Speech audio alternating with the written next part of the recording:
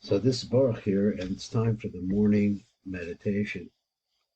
Rabbi Mimran is attempting to teach us how Jewish meditation works. It's a pretty page how he does all these different things, these different symbols. So he says, let's read the introduction. This is from the Vilna Gaon, in the sefer called Eden Shlema. He says, will, love, and level of attachment are all set by governing factors from on high, even though a person will have free choice to decide what to do with these gifts. Nevertheless, it must first be received from on high. All the person has to do to receive these gifts is simply to be open to receiving them, and this will draw it into their lives. So I guess the question here is, what does it take to be open to receive them? So let's look at what Rabbi Memran says in regards to this. He says, when we allow our minds to rule us, we are living in a state of enslavement. The mind is merely one of many tools with which Hashem has gifted us to serve us and to help us navigate our way through life. Indeed, it is a most useful tool. But if we let the mind control the steering wheel, giving the mind exclusive authority over us, it will create a life that is far less than we are capable of creating for ourselves. And it will run that life on its own terms. It will build a smokescreen formed of dense layers of words, definitions, labels, images,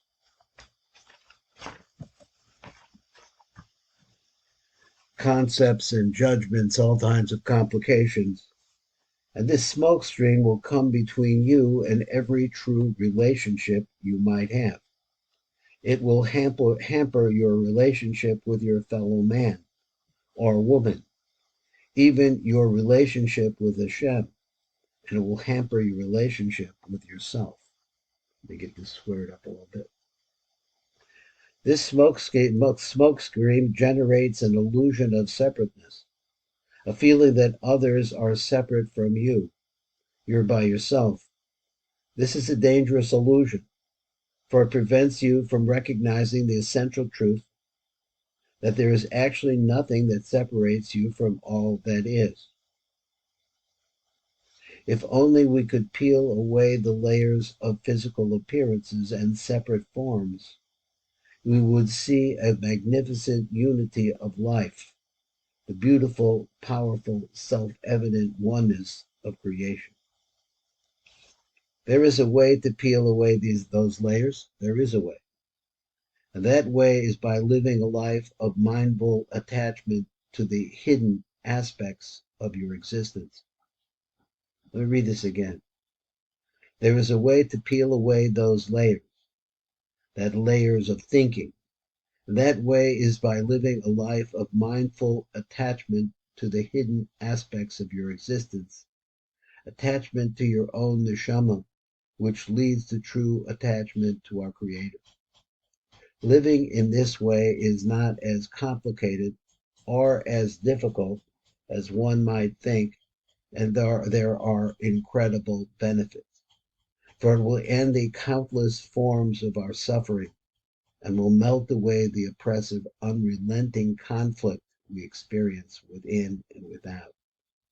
Even more important, it will put an end to our appalling enslavement to incessant thinking. What an incredible liberation that is. I need to read this one more time for myself. So please join and let's hear what he says again. There is a way to peel away those layers of thought.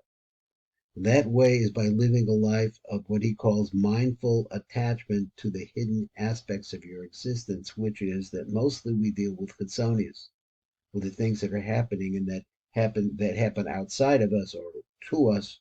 That's when we look at it and we start thinking about it and going over it and over and over it. hidden aspects, and that's part of what we see as survival, as Rabbi Mimran told me, and attachment to your own neshama. But the fact of the matter is, the living part, the eternal part of you is in your neshama, and it's there, and we rarely try to really get ourselves attached to it, which leads to true attachment to our Creator, because the neshama is the chelet milukai ma'al. It's a part of the upper God, of God, the inner God.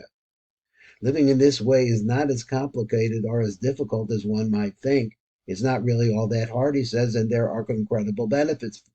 For it will end the countless forms of our suffering, because it will end the suffering that we feel, and will melt away the oppressive, unrelenting conflict we experience within and without.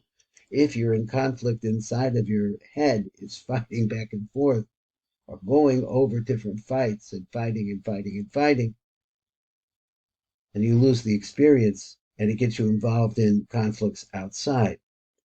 Even more important, it will put an end to our appalling enslavement to incessant thinking.